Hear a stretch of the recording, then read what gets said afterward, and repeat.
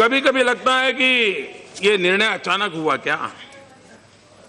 मैं जरा जानकारी देना चाहता हूं। जिस दिन हमारी सरकार बनी, सबसे पहला काम किया कैबिनेट में एसआईटी बनाई।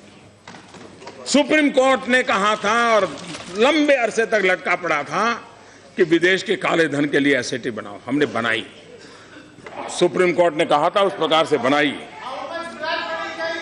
और सुप्रीम कोर्ट ने क्या कहा था, क्या कहा था? 26 मार्च 2014, since 1947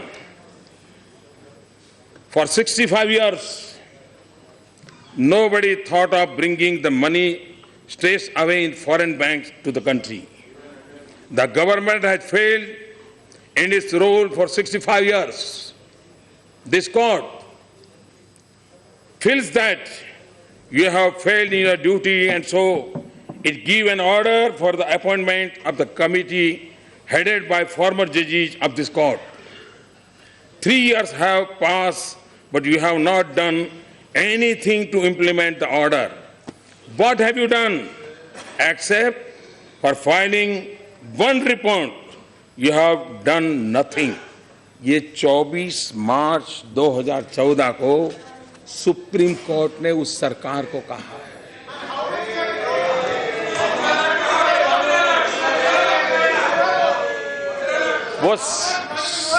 वही तो मैं कह रहा था, वो जमाना था तब आवाज उठती थी कितना गया, अब आवाज उठ रही है कितना आया, और आके रहेगा, आते रहेगा। आप देखिए एक के बाद एक देखिए, विदेश में जमा काले धन के खिलाफ नया कठोर कानून बनाया, प्रॉपर्टी जब्त करने की बात कही।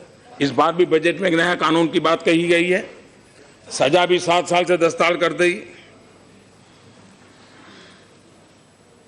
टैक्स हेवन जो थे मॉरिशस, सिंगापुर वगैरह, उस पुराने जो नियम आप बना करके गए थे उसको हमने बातचीत की, उनको समझाया, हमारी परिस्थितियां समझाई, उसको हम ले आए। हमने स्विट्जरलैंड से समझौता किया कि वो रियल टाइम इंफॉर्मेशन देंगे, कोई भी हिंदुस्तानी नागरिक पैसा रखेगा तो उसका पता चल जाएगा। हमने अमेरिका सहित कई देशों के साथ इस प्रकार के समझौते किए हैं जहां भी हमारा कोई भी भारतीय नागरिक, भारतीय मूल का व्यक्ति पैसे रखेगा तो उसकी जानकारी भारत को मिलेगी। उसी प्रकार से प्रॉपर्टी बिक्री 20,000 से ज्यादा नगद नहीं, इसकी चर्चा हमने नहीं किया। रियल एस्टेट बिल को पास किया, ज्वेलरी के मार्केट में भी 1% एक्साइज डाली ताकि इस चीजों को स्ट्रीमलाइन करना था, किसी को परेशान नहीं करना था। और आप ही लोग हैं इस देश सदन में, इधर हो या उधर हो, मुझे चिट्ठियां आई हैं जब हमने कहा कि 2 लाख से ज्यादा कोई अगर ज्वेलरी परचेज करता है तो उसको पैन नंबर देना होगा।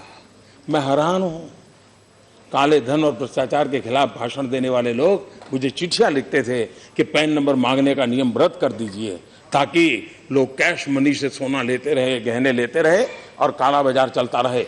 हम टिके रहे, हम उसको करके दिखाया, एक एक कदम उठाया। मैं जानता हूं ये राजनीतिक फायदे के लिए काम कोई ऐसा नहीं कर सकता, वरना तो आप पहले कर लेते। ये कठिनाई है, लेकिन देश का भला करने के लिए निर्णय करने थे और गरीबों का भला करना था, इसलिए निर्णय किए।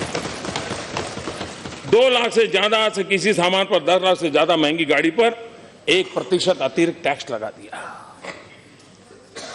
हमने इनकम टैक्स डिक्लेरेशन स्कीम भी लाई और अब तक में सबसे स्कीम में सबसे ज्यादा पैसा लोगों ने डिक्लेयर किया।